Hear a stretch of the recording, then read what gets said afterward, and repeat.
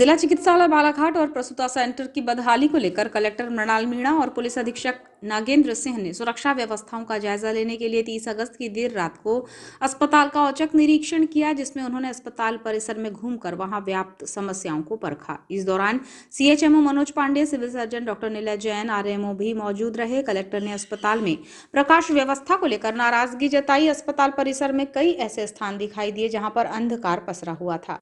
Collector ने निर्देश दिया कि पर्याप्त व्यवस्था की जाए, लाइटें लगाई जाएं और सुरक्षा का भरपूर ख्याल रखा जाए। कलेक्टर ने सुरक्षा को लेकर सीसीटीवी कैमरों के बारे में जानकारी ली, जिस पर जिला अस्पताल के आरएमओ ने उन्हें बताया कि सभी परिसरों में अलग अलग रूप से एलईडी के माध्यम से सीसीटीवी कैमरों का आउटपुट लेकर निगरानी रखी जा रही है। आकस्मिक चिकित्सा व्यवस्था भवन में 14 कैमरे और 12 अन्य कैमरों के माध्यम से निगरानी की जा रही है। कलेक्टर मीणा ने सिविल सर्जन और आरएमओ को एक स्थान पर सभी परिसरों के सीसीटीवी कैमरे का कंट्रोल रूम बनाकर बड़े स्क्रीन के माध्यम से निगरानी करने के निर्देश दिए हैं। साथ ही सभी कैमरों की रिकॉर्डिंग का डेटा संधारण की समुचित व्यवस्था की जाए, ऐसे भी निर्देश दिए। उन्होंने कहा कि जिला अस्पताल के सभी भवनों के चप्पे चप्पे का क्षेत्र देखा जा सके, ऐसे स्थानों पर कैमरे लगाएंगे। दोनों ही अधिकारियों ने सर्जिकल, ऑर्थोपेडिक, पोषण पुनर्वास केंद्र, शौचालय और महिला वार्ड का निरीक्षण किया। इस दौरान उन्होंने जिला अस्पताल प्रबंधन संबंधी जानकारियां हासिल की। कलेक्टर ने चर्चा में कहा कि अस्पताल में मरीजों और उनके परिजनों को सुविधाएं मिले, इस हेतु निर्देशित किया गया है। प्रकाश व्यवस्था परिपूर्ण रहने से असामाजिक तत्वों का परिसर में आना बंद हो जाएगा। सीसीटीवी कैमरों की मदद से मॉनिटरिंग आसान होगी और उनके फुटेज समय पर उपलब्ध हो जाएंगे। ऐसी व्यवस्था बनाने को कहा गया है, जिन स्थानों पर आवश्यकता हो वहां पर गार्ड की तैनाती बनी रहे। अस्पताल के द्वार पर तो गार्ड होंगे ही, लेकिन वे भ्रमण भी करें और सुरक्षा का ख्याल रखें। इस प्रकार जितने भी प्रयास हो सकते हैं किए जाएंगे तो अस्पताल में व्यापक तौर पर सहूलियतें मिलती रहेंगी। इसके साथ ही कलेक्टर ने अस्पताल परिसर में जमे अतिक्रमण को हटाने के लिए सीएमओ को निर्देशित किया, जिसमें उन्होंने कहा कि इसका ध्यान रखें कि वे यहां फिर से जमने ना पाए, ताकि किसी भी तरह से परेशानी ना हो। अस्पताल के बाहर मार्ग की ओर लाइटें लगाई जाए ताकि दोनों ओर निगरानी हो सके।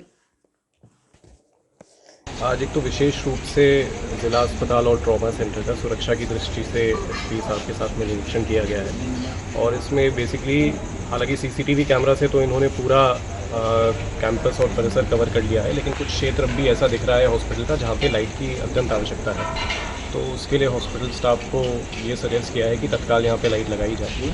नगर पालिका से भी इसमें समन्वय हुआ है और मेरे ख्याल से 1-2 दिन में ये सारी लाइटें लग के यहाँ पे पूरा एरिया लाइटों से कवर हो जाएगा, ताकि कोई हमारा डार्क स्पॉट नहीं रहे। सीसीटीवी कैमरा का कंट्रोल रूम एक तरफ पूरा का पूरा शिफ्ट रहे, जहाँ पे ईजिली हम उसका फुटेज एक्सेस कर सकें, इसके भी निर्देश दिए हैं।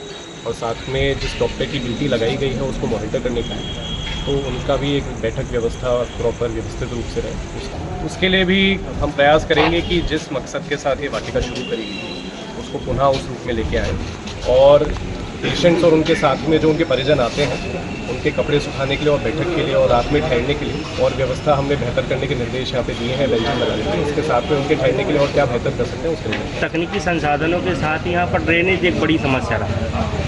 मेंटेनेंस के कुछ इश्यूज़ हैं, मैंने पहले विजिट में भी पॉइंट आउट किए थे। इसमें हमने संबंधित विभाग को पीडब्ल्यूडी को भी निर्देशित किया है, तो उनके साथ समन्वय करके ये प्रयास करेंगे कि जो ड्रेनेज के इश्यूज़ हैं उसको भी हम जितना संभव हो इमीडिएटली रिजोल्व मेरे और एसपी साहब के द्वारा किया गया है।